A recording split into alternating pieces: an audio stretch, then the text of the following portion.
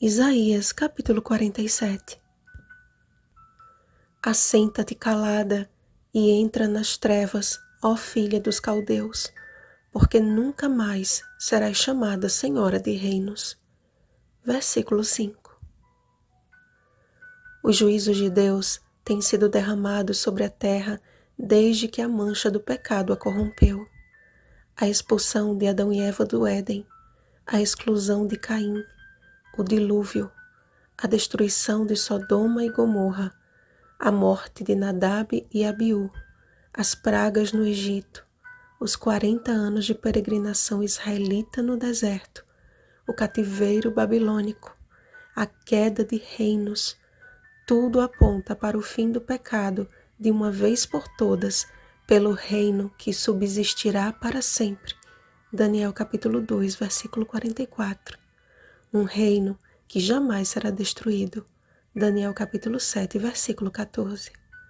Mas antes de cada juízo, houve um apelo, um tempo de oportunidade e uma orientação segura, sendo alguns deles mais uma forma divina de alcançar os impenitentes.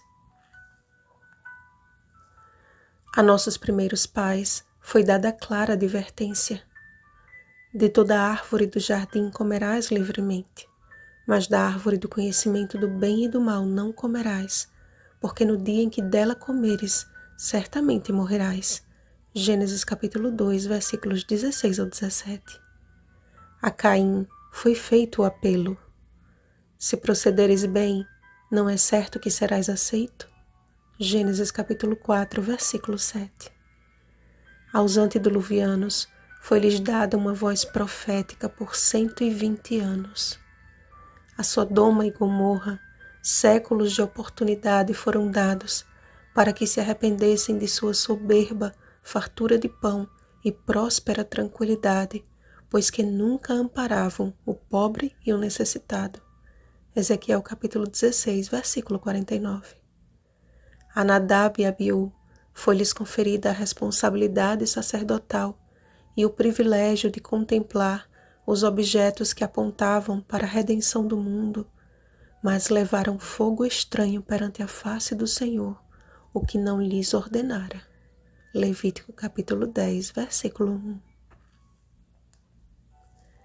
Também, antes mesmo da primeira praga, Faraó foi advertido quanto ao desfecho de sua rebeldia.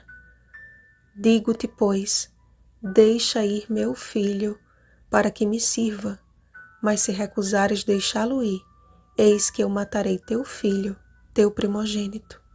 Êxodo capítulo 4, versículo 23. A Israel foram dadas provas mais do que suficientes de que o Senhor cumpriria sua promessa de fazê-los entrar e possuir Canaã, mas preferiram se unir aos espias murmuradores, de forma que diziam: levantemos um capitão e voltemos para o Egito. Números capítulo 14, versículo 4. O profeta Jeremias percorreu o reino de Judá com o apelo do céu para livrá-lo do jugo babilônico. Circuncidai-vos para o Senhor, circuncidai o vosso coração, ó homens de Judá e moradores de Jerusalém, para que o meu furor não saia como fogo e arda, e não haja quem o apague por causa da malícia das vossas obras. Jeremias capítulo 4, versículo 4. Babilônia, Medopérsia, Grécia, Roma, as nações da Europa e todas as nações foram e têm sido igualmente advertidas por profecias que se cumprem com precisão cirúrgica.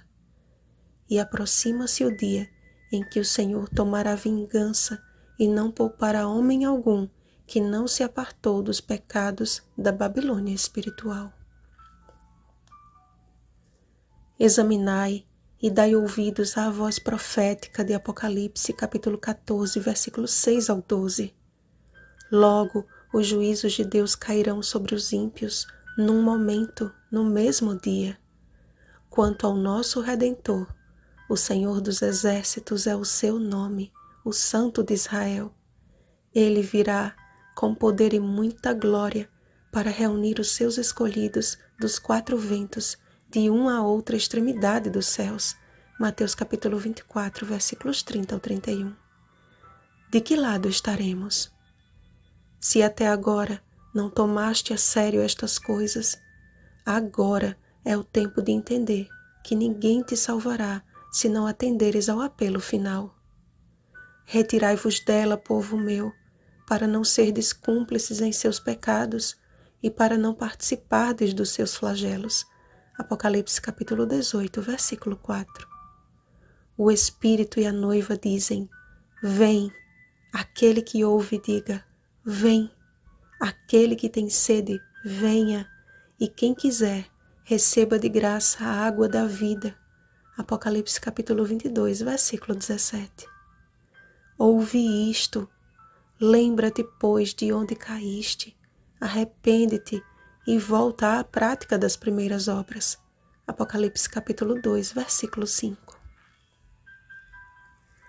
Consideremos com temor e tremor o que escreveu Ellen White. Meus irmãos, lede o livro do Apocalipse do começo ao fim e perguntai a vós mesmos se não seria melhor gastar menos tempo em discussões e contendas e começar a pensar em quão depressa estamos nos aproximando da última grande crise.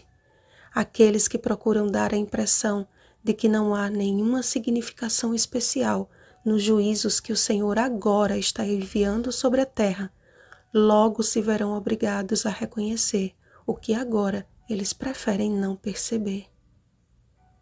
E recebereis poder, página 288. Vigiemos e oremos. Bom dia, alvos da misericórdia divina. Oremos e trabalhemos por nossos familiares e amigos que ainda não tomaram uma firme decisão ao lado de Cristo. Rosana Garcia Barros.